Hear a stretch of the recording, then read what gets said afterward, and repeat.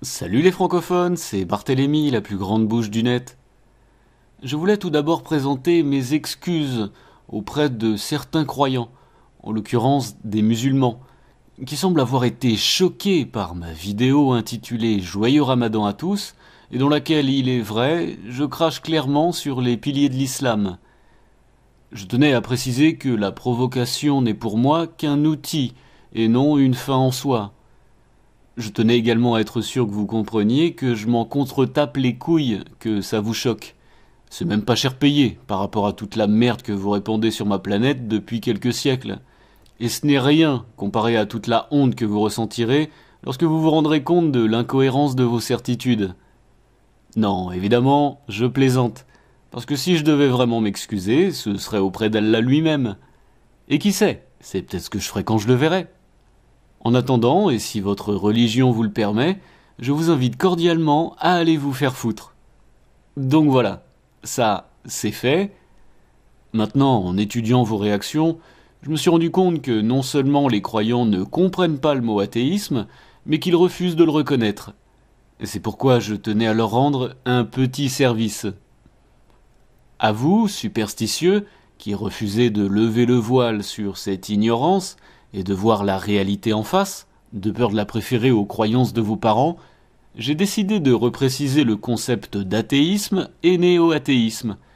Comme ça au moins vous pourrez vous mettre dans la peau d'un athée sans risquer de vous faire égorger par un de vos acolytes.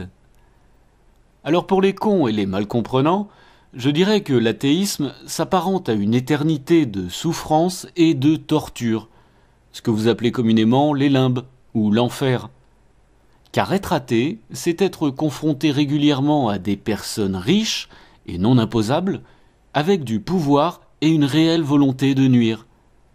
Un athée est censé accepter que des enfants soient victimes de l'endoctrinement religieux de ceux en qui ils ont le plus confiance.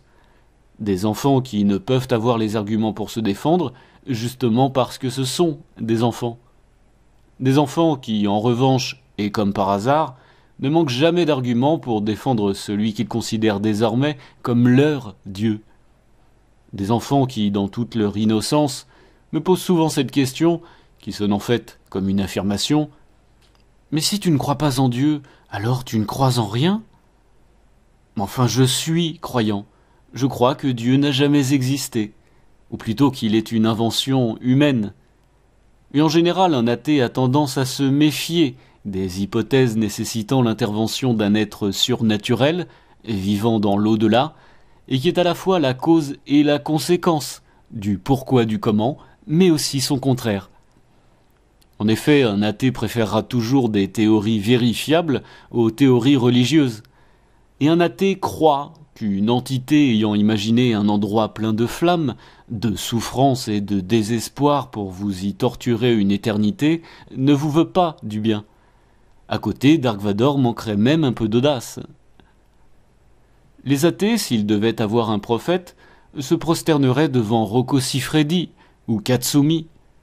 Et à la trinité chrétienne, ils opposeraient une trinité païenne, tout aussi éclectique, mais utile.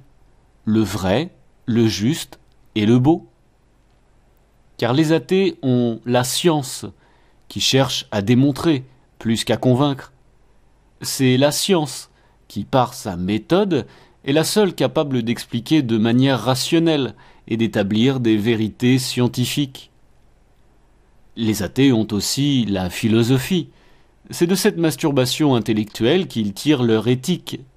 C'est la philosophie, mêlée à l'empathie, qui leur permet d'établir et d'adapter leur morale.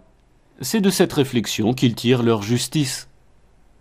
Et les athées ont l'art, parce qu'ils sont assez humbles pour admettre que tout ne peut pas être expliqué, et que parfois la beauté les dépasse. Vous l'aurez compris, pour un athée, une théorie cherchant à tout expliquer n'explique en fait rien du tout. Si ne pas croire en Dieu, c'est ne croire en rien, croire en Dieu, c'est croire en tout et n'importe quoi. Un néo-athéiste est quant à lui un athée qui ose prendre la parole. La différence, c'est que le néo-athéisme ne croit plus en une possible autocritique des religions. Concrètement, cela correspond à de l'athéisme militant, de l'athéisme avec une paire de couilles. Voilà, cette vidéo est désormais terminée. Le temps pour moi de vous rappeler que vous pouvez toujours participer, en laissant vos commentaires et vos insultes. Enfin, toujours dans le respect de la parole de Yahvé, Jésus ou Mahomet, que la paix soit sur lui, et mon trou du cul aussi. Je souhaite également mettre en garde tous les croyants de la menace que représentent les traductions françaises de ces deux best-sellers. Pour en finir avec Dieu, de Richard Dawkins, et Dieu n'est pas grand, de Christopher Hitchens. Bien sûr, si vous ne savez pas lire, non seulement ça ne m'étonne pas, mais c'est tant mieux pour vous, car vous n'aurez pas à changer d'avis. Pour les autres croyants surtout, ne les lisez pas. Allez, salut les infidèles.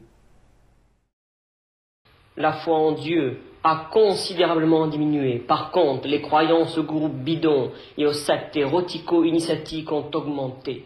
Si la pollution terrestre demeure un danger permanent, la pollution mentale est le danger absolu.